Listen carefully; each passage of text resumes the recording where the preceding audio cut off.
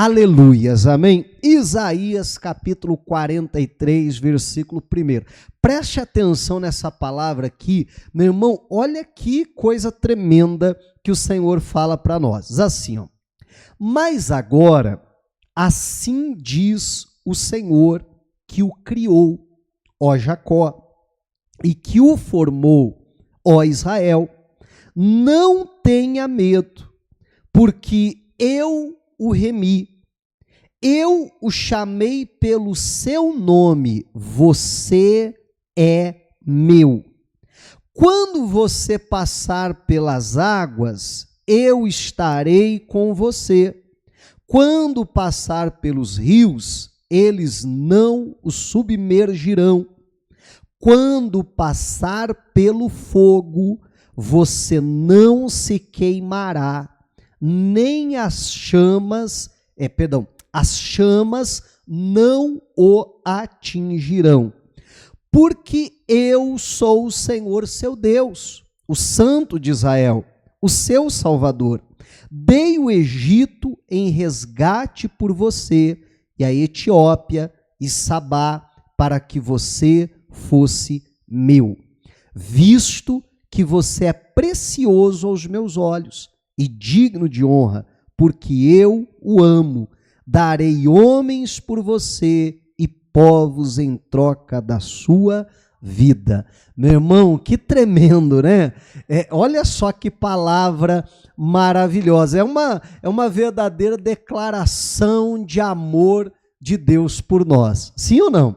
Né? E Deus fala isso e como eu disse, né, enche assim o nosso coração de alegria, de gozo, com uma palavra como essa. Agora, a Bíblia está dizendo, olha, não tenha medo, eu vou ser com você, fui eu que te comprei, eu que te remi, eu te amo, você é meu. Quando você passar pelas águas, você não vai se afogar, elas não submergirão você. Quando você passar pelo fogo, você não vai se queimar, eu vou te guardar. Meu irmão, como eu disse, é uma promessa tremenda da parte de Deus que deve, de fato, sabe, alegrar, fazer o nosso coração se exaltar, né, na presença de Deus. Mas perceba o seguinte, a gente não pode ignorar de forma alguma o versículo 2. E eu quero focar um pouquinho nele. Por quê? Porque o versículo 2 vai dizer assim, ó: quando você passar pelas águas. Depois vai dizer, quando você passar pelo fogo. Isso aqui eu já falei várias outras vezes, mas repito assim, não me entenda errado, não é que eu queira mudar a Bíblia de forma alguma, mas eu ficaria mais feliz se tivesse escrito assim, se você passar pelas águas, né? Porque se tivesse um se aqui, a gente ia concluir o quê? Eu posso passar ou não. Né? E aí a gente ia ficar naquela, ô Senhor, né? Tomara que eu não passe pela água, tomara que eu não passe pelo fogo. Só que você perceba que a Bíblia vai dizer o quê? Quando passar. Então a gente passar pelas águas, passar pelo fogo, e claro que está falando das lutas, das adversidades, meu irmão, isso é inevitável. E eu acho que eu estou falando isso, eu acho que não vai ser assim, né? Ninguém vai dizer, uau, eu não sabia disso, pastor, sério? Não, todo mundo aqui já passou por luta, ou não? E ó, não queria te desanimar não, mas ainda vai passar. Não é verdade? Ainda vai passar por umas aguinhas por aí, ainda vai passar por uns foguinhos por aí. A boa notícia, repito, é que o Senhor vai estar conosco, que nós não precisamos temer, que aquele mal que a gente vai enfrentar, aquilo não vai fazer a gente sucumbir, a gente submergir, a gente se queimar naquilo ali, mas que o Senhor vai nos guardar. Só que nós precisamos saber que vamos passar por essas coisas. Porque aquele cristão que não é ensinado a respeito disso, sabe? E tem pastor que, não, é só vitória, só vitória, só vitória. Bom se fosse verdade. Bom se fosse verdade, porque a gente passa por luta, a gente passa por adversidade. Basta abrir a Bíblia, meu irmão. Fala para mim um personagem bíblico que seja que não passou pelas águas e pelo fogo. né? Então a gente passa por essas lutas, passa por situações, e o ser humano tem aquela... só voltando a falar do cristão, e o cristão que não é ensinado a respeito dessas coisas, sabe, só mensagem de motivação e tal, o grande problema é que quando essas lutas vêm, a pessoa não sabe o que fazer, né? E o ser humano ele já tem aquela tendência de sempre achar que com ele nunca vai acontecer. Você já percebeu que a gente tem essa tendência?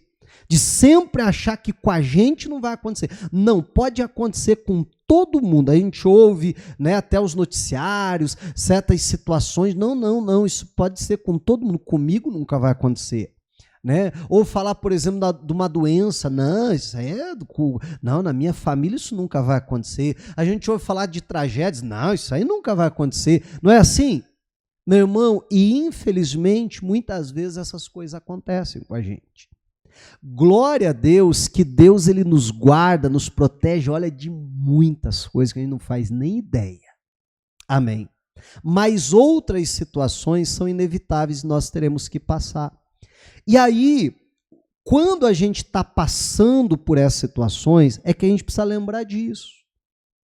Que ele prometeu que a gente não precisa ficar com medo, que ele estaria conosco, amém? Que ele nos daria a vitória, que ele faria a gente passar. Né? Ele diz, quando passar, vai passar.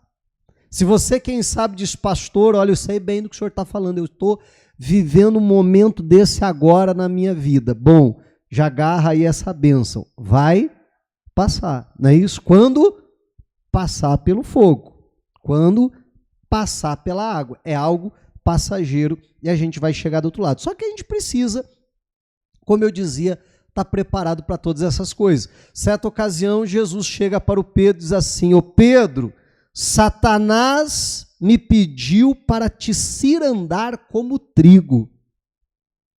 Eu fico imaginando Pedro, no primeiro momento, olhando para Jesus com o olhão arregalado, assim, né? E estou viajando, tá, gente? Estou viajando, tá? Eu fico imaginando ele assim, mas o senhor não deixou, né, Jesus? O senhor me protegeu, né? Ah, o senhor orou por mim, né? Aí Jesus disse, eu roguei por ti, Pedro. Aí Pedro disse, ufa, Jesus, muito obrigado. Eu roguei para você para que a tua fé não desfaleça. Eu não roguei, eu não orei por você para você não passar por isso. Eu orei por você para quando você passar, você aguentar o rojão. Verdade, não é? Se aguentar a peneira, você não desfalecer quando você estiver passando por essas coisas. E nós precisamos entender que isso, meu irmão, aconteceu na vida do Pedro, muitas vezes aconteceu na nossa vida. A Bíblia fala de Paulo, que por 3 vezes orou ao Senhor, dizendo, Senhor, né, tira esse espinho da minha carne, esse mensageiro de Satanás que vem me esbofetear. E ele vai receber a resposta de Jesus negativa, dizendo que não ia tirar, dizendo para ele, a minha graça te basta, porque o meu poder se aperfeiçoa na fraqueza. Amém. O que Jesus está dizendo para ele? Eu vou te dar graça, eu vou te dar força capacitadora para você resistir isso aí, para você aguentar isso aí, mas eu não vou tirar isso de você. Amém. Olha que coisa séria. Então, nós precisamos entender, meu irmão, que muitas vezes, né, o que Jesus vai fazer por nós é interceder. Vou orar para você aguentar a bronca, né? Glória a Deus, outras vezes ele vai nos livrar, mas tem momentos que a gente vai ter que passar pelo fogo e pela água. E são nesses momentos que eu penso que é muito decisivo na nossa vida. Eu acho que eu também não preciso falar para você como momentos como esse na nossa vida nos marcam. E aquilo que a gente faz nesses momentos define então o nosso futuro. Amém? Define como será a nossa vida dali para frente. A forma que nós vamos reagir quando nós passamos pelo fogo. E hoje eu quero falar aqui com vocês, né, já ficou claro sobre isso, passar pelo fogo, mas falar a respeito de 3 jovens que jovem, pode dizer, jovem quando eles foram, né, para a Babilônia, que eles já estão homens feitos já, mas 3 homens, 3 judeus que decidiram, a Bíblia vai dizer lá em Daniel capítulo 1, que assentaram no seu coração não se contaminar, que tomaram uma decisão muito firme por Deus, por viver a vontade de Deus. E que chega um momento da vida deles que eles precisaram literalmente passar pelo fogo. Eu acho que você sabe de quem que eu estou falando. Vamos lá para Daniel, capítulo de número 3, versículo 21, falar de Sadraque, Mesaque e Abednego. Daniel, capítulo 3 e versículo de número 21. Está aí à frente, está bem pertinho. Você está em Isaías, vem Jeremias, Lamentações, e aí vem Daniel. Daniel, capítulo 3 e versículo de número 21. Deixa eu tentar resumir a história aqui, e essa história é muito interessante. Uma outra ocasião hoje, para eu não me alongar, eu não vou entrar muito em detalhes aqui a respeito dessa estátua. Sabe, algum outro dia eu prego sobre ela. Mas o rei Nabucodonosor, e aí a gente precisa entender quem era o rei Nabucodonosor, foi o primeiro rei que ele conseguiu estabelecer o seu império a um nível mundial e estabelecer todos os reinos dos homens, no mínimo, do mundo conhecido da época, sobre o seu domínio, sobre o seu controle. E ele então foi o primeiro a realizar esse feito. Vamos lembrar que apenas 4 conseguiram realizar esse grande feito. Nabucodonosor foi o primeiro deles.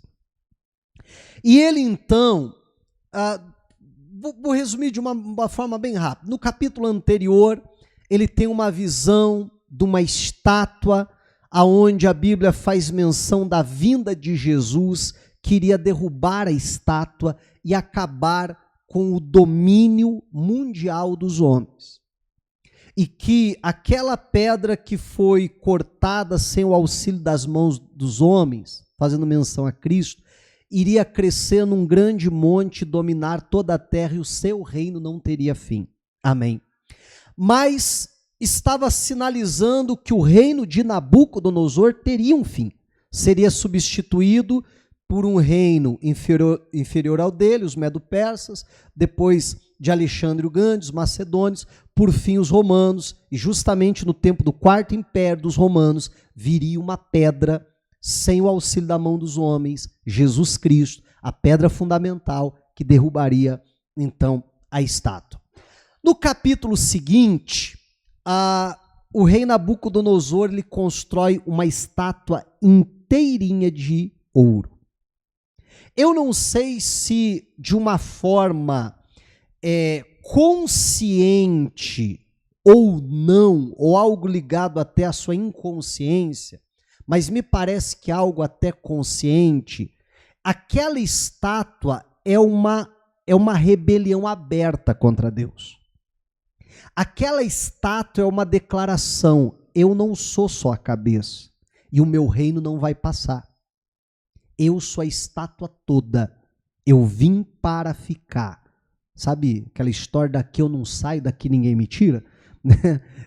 Era essa a declaração do rei Nabucodonosor. Repito, não sei se de forma consciente ou até de uma maneira inconsciente, mas, meu irmão, no capítulo anterior fala de uma estátua, de vários metais, e que ele é a cabeça de ouro. No capítulo seguinte, ele faz uma estátua toda de ouro, que representa ele, e manda com que todos os povos adorassem a estátua, adorassem a ele, né? Que a estátua representava justamente ele. E aquele que não adorasse, então seria lançado na fornalha de fogo, né?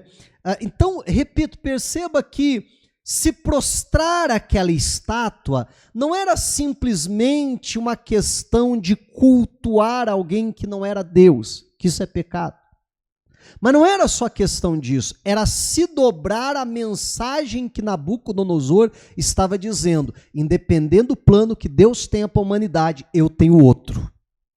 Você está entendendo? Eu tenho outra coisa em mente e aquilo que eu decidi é o que vai se cumprir.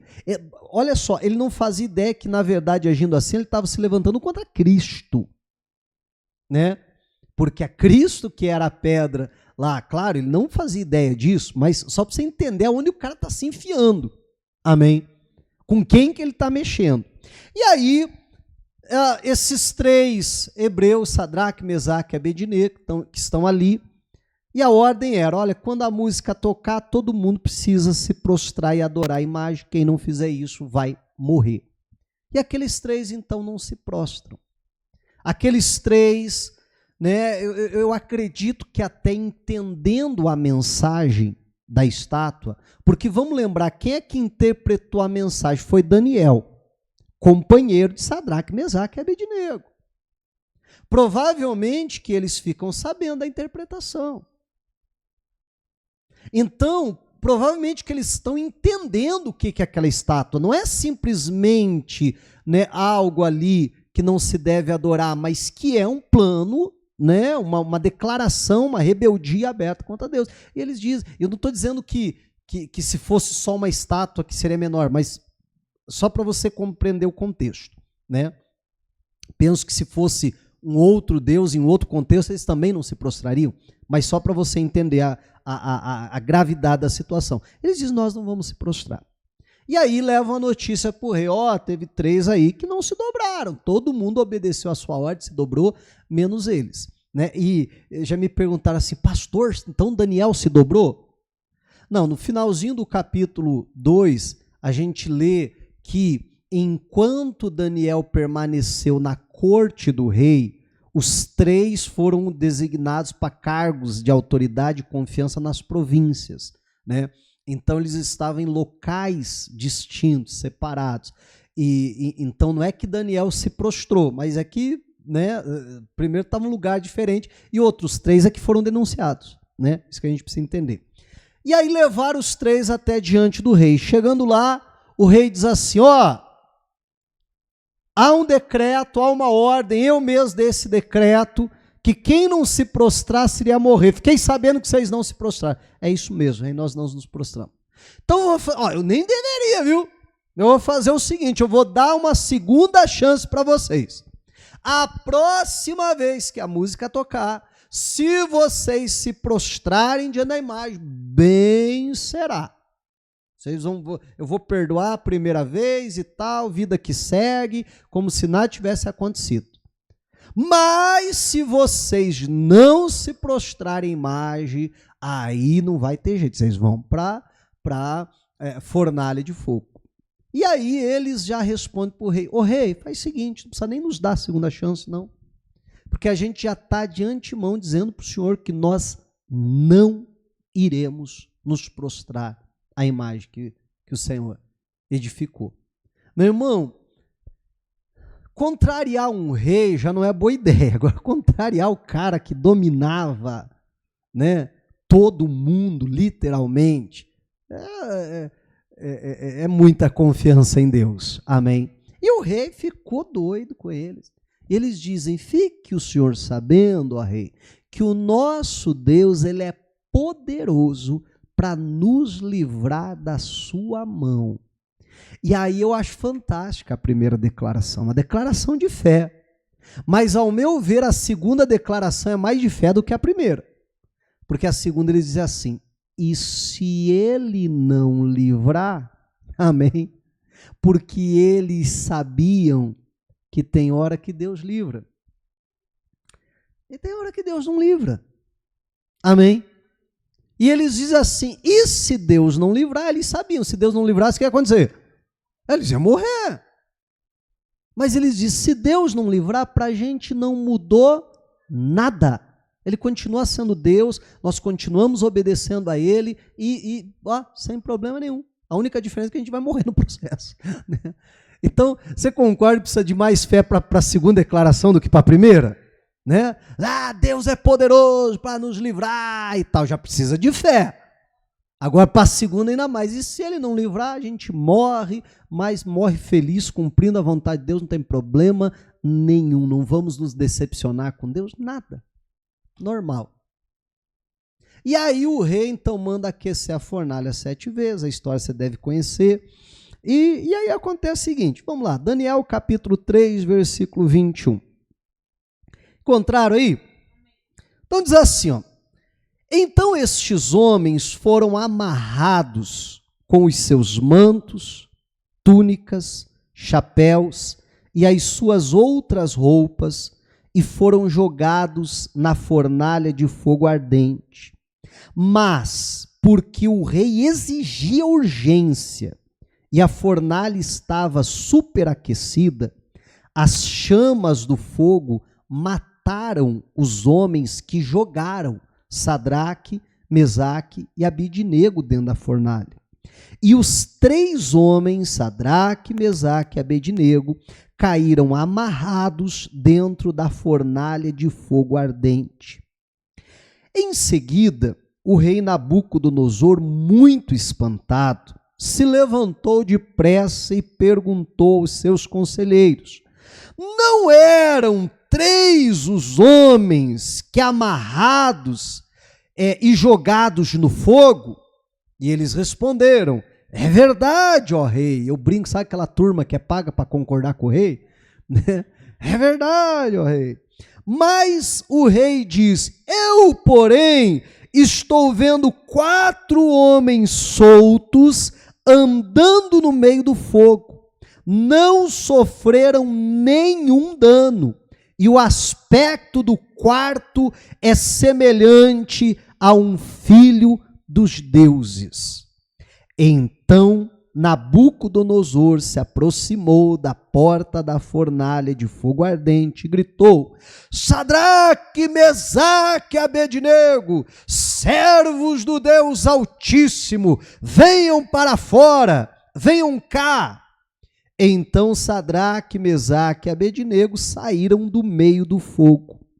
Os sátrapas e os prefeitos, os governadores e conselheiros do rei chegaram perto deles e viram que o fogo não teve poder algum sobre o corpo desses homens.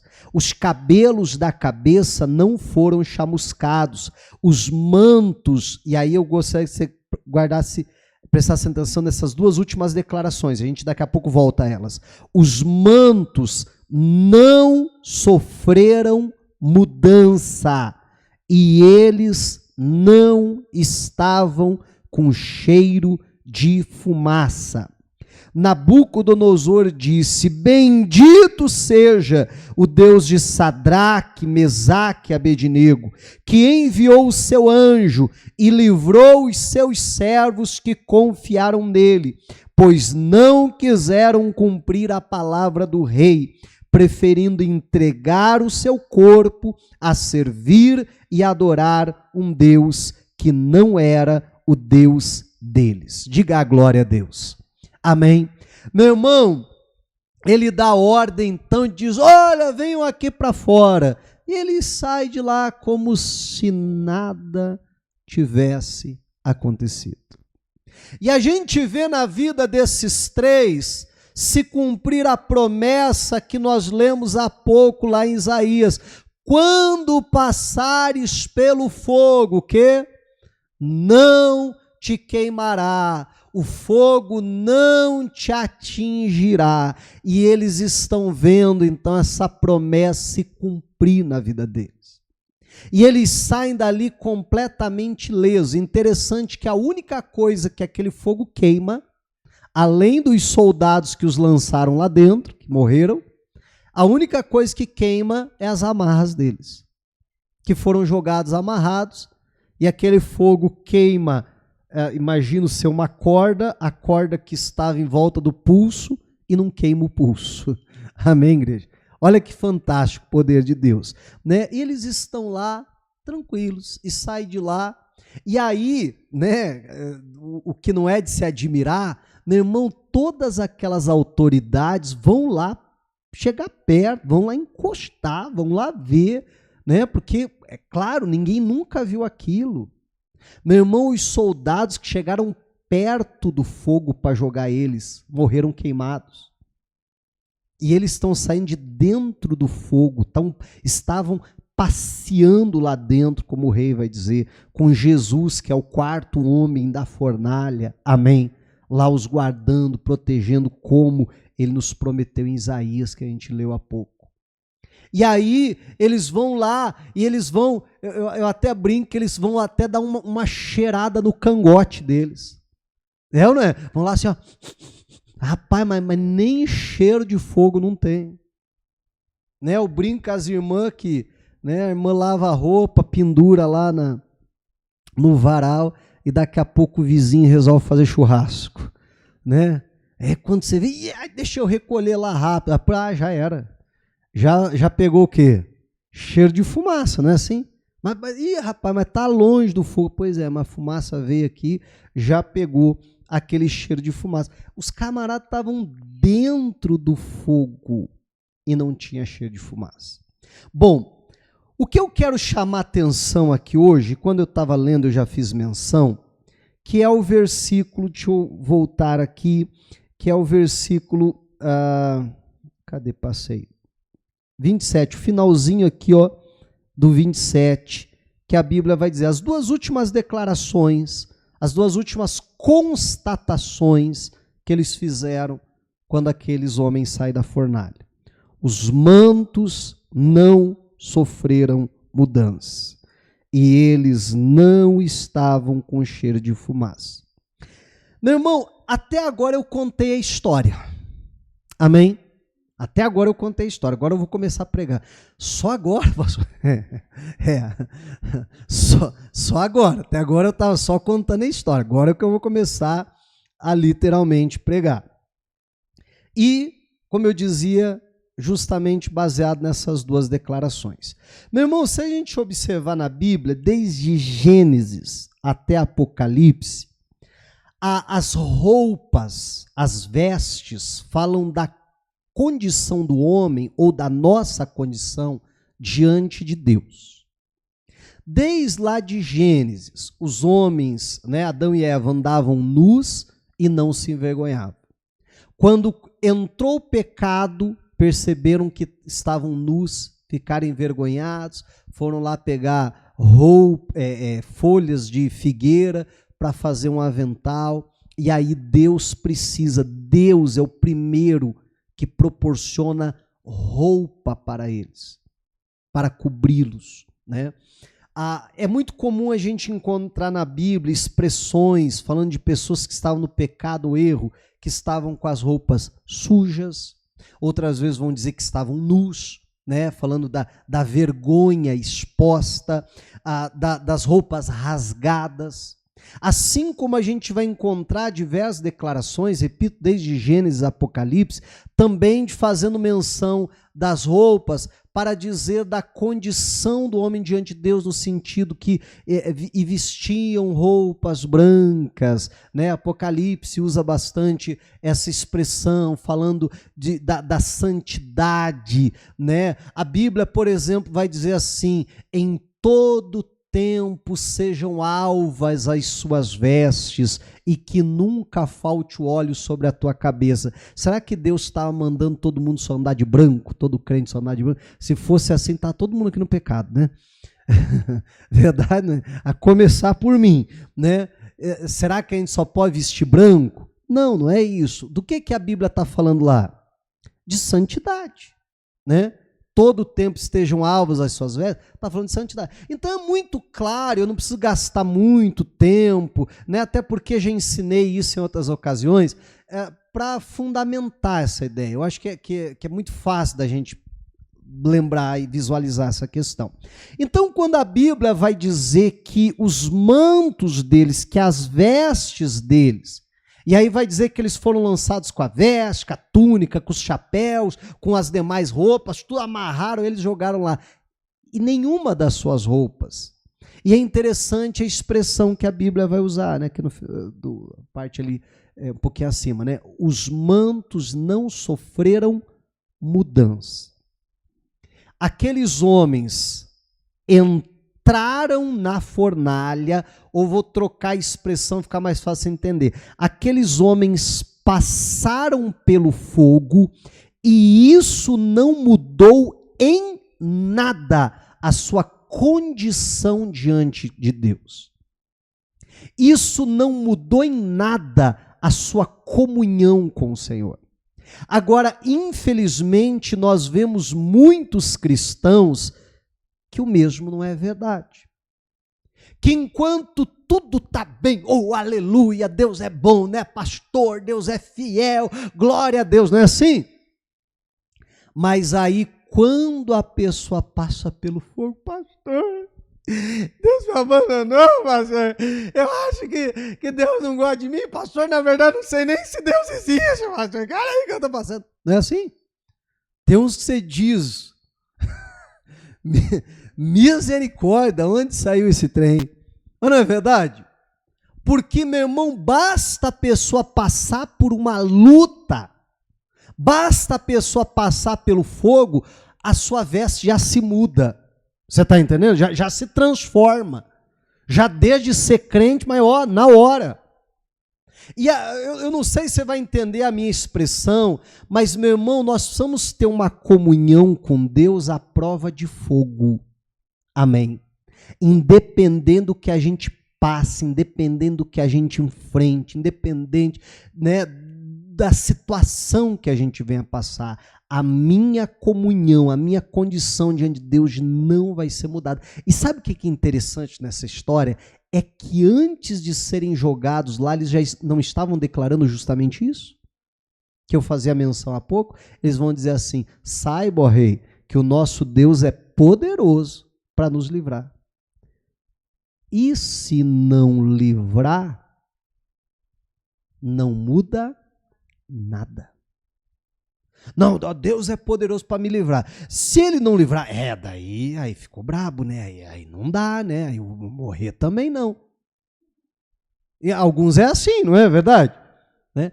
E esses três, é por isso que a Bíblia vai fazer menção, que não mudou, porque eles estavam decididos a isso. Eles foram jogados lá dentro já sem esse medo. Eles foram lançados lá dentro já com aquela confiança. Deus é poderoso para nos livrar. Porque olha só, tem horas que Deus vai nos livrar da fornalha. E tem horas que Deus vai nos livrar na fornalha. Amém. Como aconteceu com Daniel. Deus não livrou Daniel da cova dos leões. Deus livrou Daniel na cova dos leões. Amém.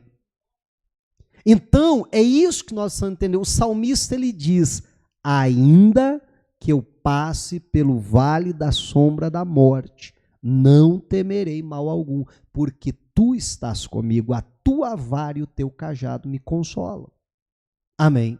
Então, glória a Deus que muitas vezes Deus vai nos livrar do vale. E a gente não vai nem passar por ele. Aleluias, melhor ainda. É verdade, não é? Melhor ainda. Mas tem outras vezes que nós vamos ser livrados no vale. Vamos até passar por ele. Mas mesmo passando por ele, o Senhor nos guarda. Era esse entendimento que Sadraque, Mesaque e Abednego tinham.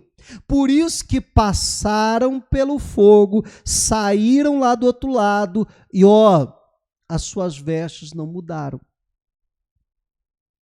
Precisamos, repito, né? Se talvez você não consiga guardar tudo que eu falei até agora, pelo menos que essa frase possa entrar no seu coração. Nós precisamos ter uma comunhão com Deus à prova de fogo. Amém, igreja? À prova de fogo. Que resista, que aguente, mesmo que a gente passe pelas piores lutas, pelas piores adversidades. Não. Deus continua sendo Deus na minha vida, Ele continua sendo fiel, eu continuo adorando a Ele, nada mudou. Porque Deus não muda, então nada mudou no meu relacionamento com Ele. A segunda coisa que eu quero falar, né, só antes de passar para a segunda coisa, aproveitando para dar um outro exemplo, o Jó. O Jó era alguém que tinha uma comunhão à prova de fogo. Sim ou não? Porque ele passou por tudo que ele passou, por todas as perdas que ele teve, e isso não mudou as suas vestes. E isso não mudou quem ele era. E isso não alterou o relacionamento que ele tinha com Deus. Precisamos ter essa comunhão com Deus à prova de fogo. A segunda coisa que a Bíblia diz que eles constatam é: e eles não estavam com cheiro de fumaça. Como eu dizia, eles vão lá, cheiram eles e não tem cheiro de fumaça. Meu irmão, tem muitos cristãos que, olha só, passam pelo fogo, confiam em Deus, Deus os guarda, Deus os protege, conseguem passar, conseguem chegar lá do outro lado. Meu irmão, mas sai de lá, me perdoa a expressão, mas com fedor de fumaça. Por onde a pessoa vai, por onde a pessoa passa, todo mundo sabe do que a pessoa já passou. Sabe aquela frase conhecidíssima assim? É porque você não sabe o que eu já passei. Sabe ou não? É o cheiro de fumaça. Não é verdade? A pessoa passou, superou, chegou do outro lado, Deus livrou. Mas entenda a colocação cheia de fumaça. Ela passou do outro lado, mas ela levou alguma coisa, algum resquício daquele fogo consigo, que vai marcar a pessoa pro resto da vida, negativamente. Porque, claro, vai nos marcar, é óbvio. Mas o cheiro da fumaça, a gente está fedendo fumaça, é te marcar negativamente aquilo. E tem muitas pessoas que vão carregando muitos traumas consigo, muito cheiro de fumaça consigo. E às vezes, lembra que eu falava do Nabucodonosor lá no começo, que eu não sei se de uma forma consciente ou inconsciente, né, ele mandou fazer aquela estátua, e tem muita gente que vai fazendo, vai tomando certas decisões na vida, até de uma forma inconsciente, sem perceber que é o cheiro de fumaça que ficou lá atrás. Que a pessoa conseguiu passar por aquilo, superar aquela situação, mas sempre carrega algo consigo, um resquício daquilo consigo. A gente sempre fala, por exemplo, dos israelitas, né? Que eles saíram do Egito, mas o Egito não saiu de dentro deles. Né? Eles levaram um pouquinho de Egito dentro deles, verdade ou não é?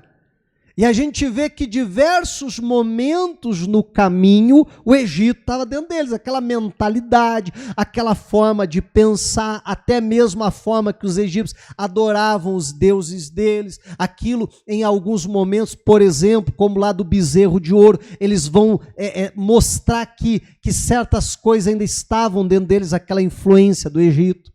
Por diversas vezes, quando eles se veem em dificuldades, vão dizer assim: ah, não, vamos voltar para o Egito, que lá a gente estava melhor que agora. Não é verdade? Então perceba que ficou algo do Egito dentro deles. E nós temos que tomar cuidado para não enfrentarmos as lutas da vida e levarmos com a gente esse cheiro de fumaça. Né? Eu já atendi irmãs que às vezes chegam e dizem assim: pastor, olha, te falo um negócio pro pastor, homem nenhum presta, pastor, homem não presta. E eu não sei se ela esqueceu que eu sou homem, né? Ou eu não sei se ela quer dar algum recado, né? Pode ser também, é possível, né? Eu não sei. Mas o que a né? O que é isso? Já ouviu coisas assim? Né?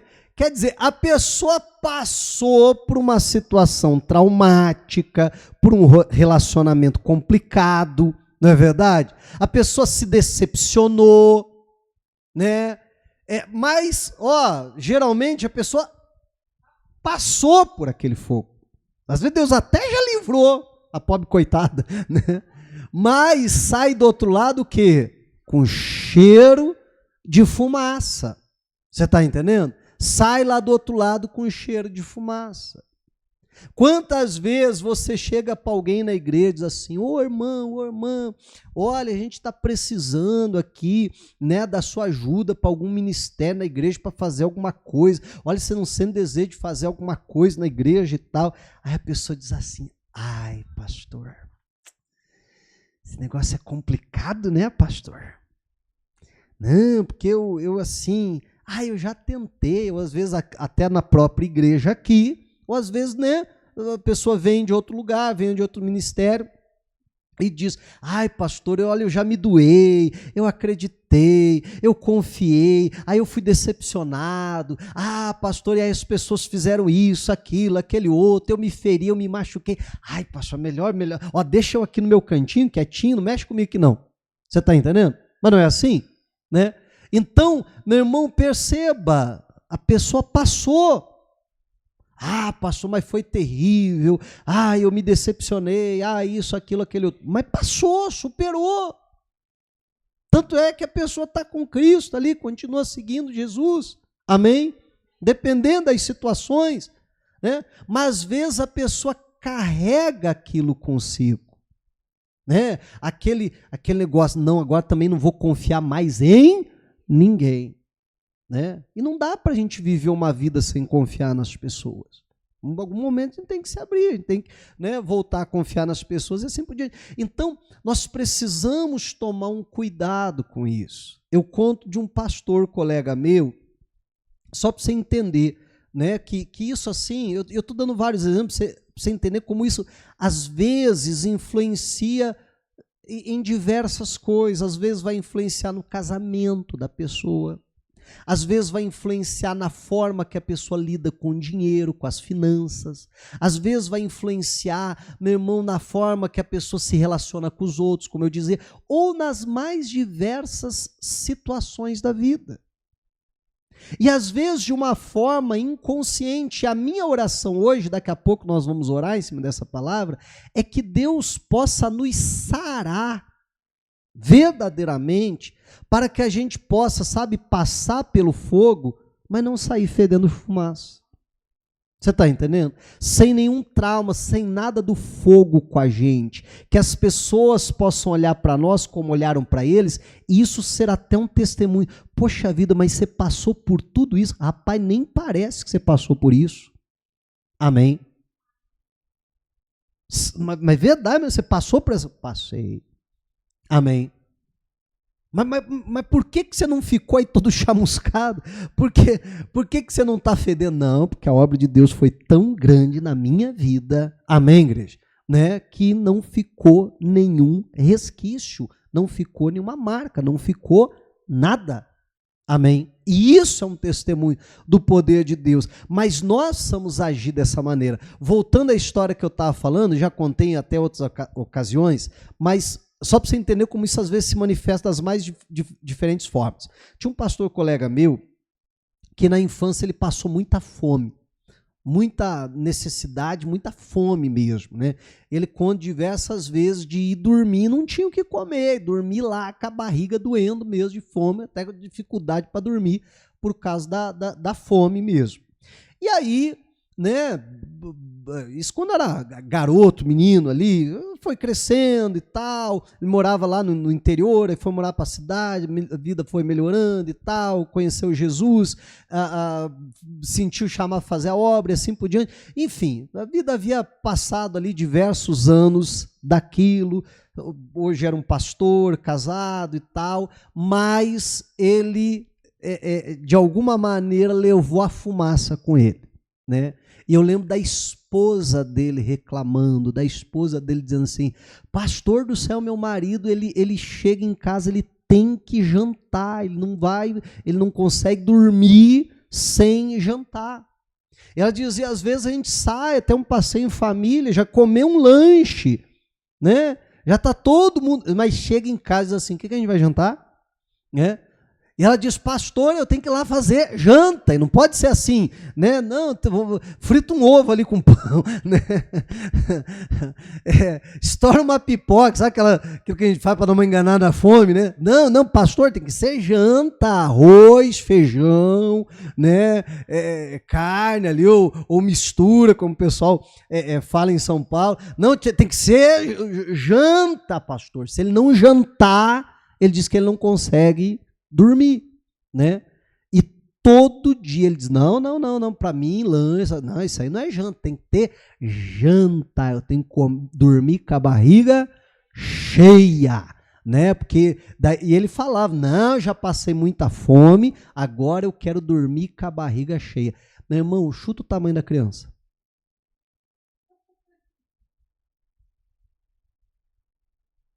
Né?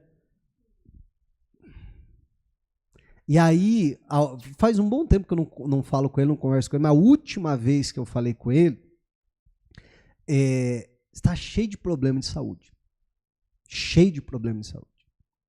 Que Deus dê a graça, que ele se conscientize, né? Que ele se liberte, como a gente vai orar daqui a pouco. Porque não deixa de ser uma libertação, não estou falando que ele tem demônio, pelo amor de Deus, não é isso que eu estou falando. Mas dentro disso que eu estou falando aqui, né? Que vença esse resquício que ficou lá da fome, né? Que eu passei fome, agora tem que comer o mundo inteiro. Né? Por quê? Porque se não mudar, meu irmão, infelizmente, a pessoa pode, e a tendência é essa, né? Falando agora humanamente falando, que a pessoa vai embora bem mais cedo do que deveria. A deixar sua família bem antes do que deveria. Comer vários anos de ministério, você está entendendo? Que ele poderia frutificar para Deus por causa de algo. E aí a gente identificar isso na vida dos outros é relativamente fácil. O difícil é a gente identificar isso nas nossas vidas. E aí precisamos ver se certas lutas, se certos fogos que nós já não passamos aí, se nós não carregamos essas coisas com a gente. E tem muita gente que hoje, meu irmão, a pessoa, por exemplo, ela está fincada num consumismo, que ela tem que gastar, que ela tem que gastar, que ela tem que gastar, que ela tem que comprar, que, mas não tem dinheiro, mete no cartão, aí depois a gente vê. A vida é agora, né? Tipo, bem típico de propaganda de cartão de crédito mesmo, né? E tal. Por quê?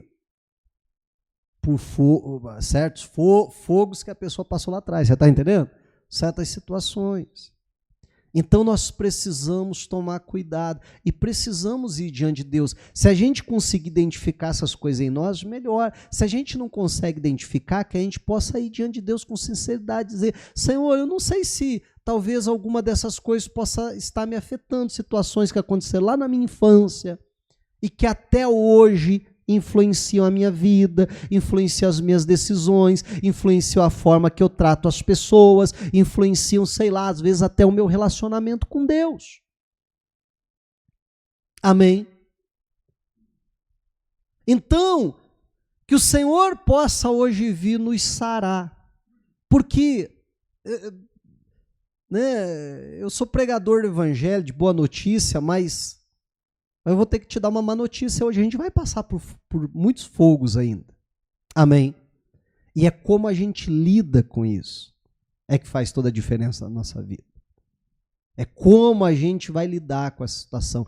E que em nome de Jesus o Senhor possa nos sarar. Que a gente possa ter essas duas coisas que eles tinham. Um relacionamento à prova de fogo.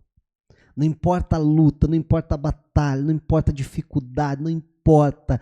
Isso não vai mudar quem eu sou, isso não vai mudar o meu relacionamento com Deus. Amém? E eu vou passar por essa situação. Eu vou sair lá do outro lado. Deus vai me guardar como Ele me prometeu e eu confio na palavra dEle. Mas eu vou sair do outro lado, eu não vou ficar pro resto da vida fedendo fumaça. Amém? Não, em nome de Jesus Cristo. Eu vou fazer como a palavra de Deus diz. Eu vou em todo lugar exalar o bom perfume de Cristo. É isso que eu quero exalar, não o cheiro de fumaça. em nome de Jesus. E que o Senhor Deus nos ajude. Nós vamos orar agora sobre essa palavra. E que o Senhor possa sarar, possa tratar o teu coração. Diga a glória a Deus e vamos aplaudir a Jesus.